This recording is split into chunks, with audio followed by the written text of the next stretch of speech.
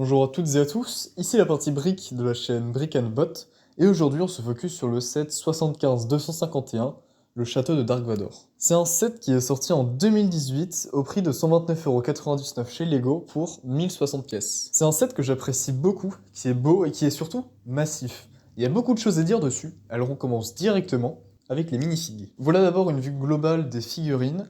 On en a 5 en tout, avec en plus un droïde souris. On commence avec le droïde souris, et ici, rien de spécial, hein. C'est un design parmi d'autres, mais on la reconnaît bien, et ça c'est l'essentiel. On continue avec les gardes royaux. Les figurines ne sont pas très détaillées, mais c'est pas nécessaire puisqu'on les reconnaît très bien. Pour la tête, eh bien c'est juste une tête toute noire, hein, pas besoin de plus. Et à l'arrière, pas de tempographie, mais en même temps il y a les capes qui cachent, donc c'est pas nécessaire non plus. On a ensuite la figurine de Dark Vador, qui est encore une fois une figurine très chouette. J'aime beaucoup les tempographies pour tous ces boutons au niveau de son armure. Comme pour les gardes royaux, pas de tempographie dans le dos. Bon, hein, pas besoin de se fouler quand on le voit pas avec la cape. Et ensuite, pour la tête, hop, c'est une tête souriante, voilà, elle est vraiment bien. À l'arrière, on voit les cicatrices. Bref, cette figurine est vraiment chouette. Et bien sûr, on retrouve le casque qui se sépare en deux. On arrive sur du lourd, toujours avec une figurine de Dark Vador, mais cette fois-ci sans son armure.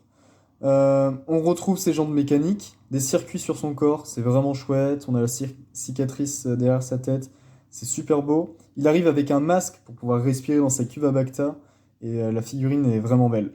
Et là, on voit vraiment que c'est plus une machine qu'un homme. Il y a encore du bon en lui. C'est plus une machine qu'un homme maintenant. Dernière figurine, n'est pas des moindres, celle du pilote de transport impérial. Bah, comment dire, cette figurine, elle est juste magnifique. Que ce soit sur le torse ou dans le dos, les tempographies sont belles. Ce mélange de blanc et de bleu, c'est juste magnifique. Les petites touches d'argenté sur le casque, bah, c'est de toute beauté. Et en ce qui concerne la tête, bon, bah, c'est la tête énervée qu'on connaît bien. J'en ai fini avec les figurines, et maintenant on passe au petit vaisseau qui va avec. Voici le vaisseau de Dark Vador, son taille advance qui est vraiment sympa. Il a une bonne taille hein, pour un vaisseau annexe. On peut ouvrir le cockpit pour révéler, paf, une petite place dans laquelle on peut mettre Vador, mais sans sa cape de préférence, sinon ça bloque. Hop, on peut le refermer, ça passe crème. Et ensuite à l'arrière, on a un petit clip sur lequel on peut rajouter, hop, son sabre laser. On commence la présentation du château avec une vue d'extérieur. Alors on a une chute de lave, le château en lui-même est posé sur un relief de rocheux, et pour faire ça on utilise des pièces spécialisées. Elles sont pas très belles de base, mais complétées avec des slopes, et bah ça rend vraiment bien, et ça permet de casser les angles.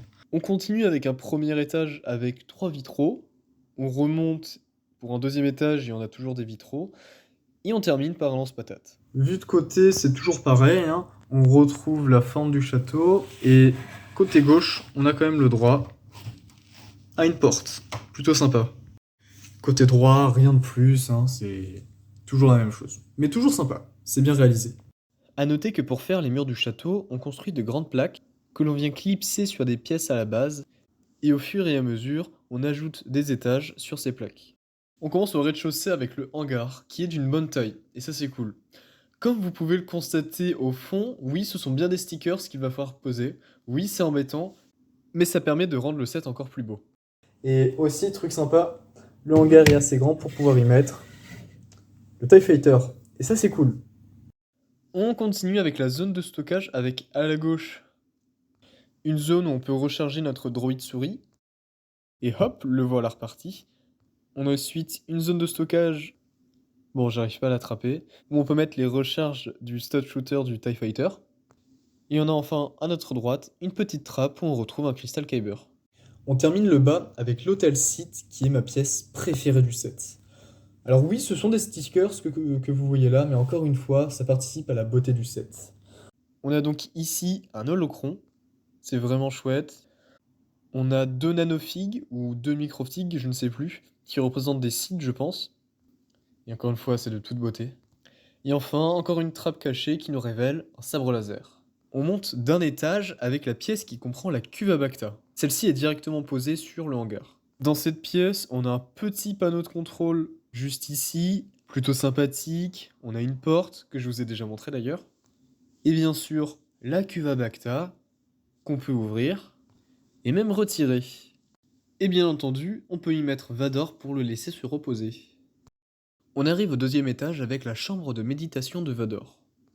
On peut bien entendu l'ouvrir. Le design en soi est plutôt simple, plutôt petit, mais très bien réalisé. On va de surprise en surprise puisque le set est accompagné d'un hologramme de Palpatine représenté par une microfigue transparente. Et elle est vraiment magnifique. On termine la présentation du set avec cette dernière partie. Elle est représentée par un disque sur lequel on pose un stickers en forme de donut.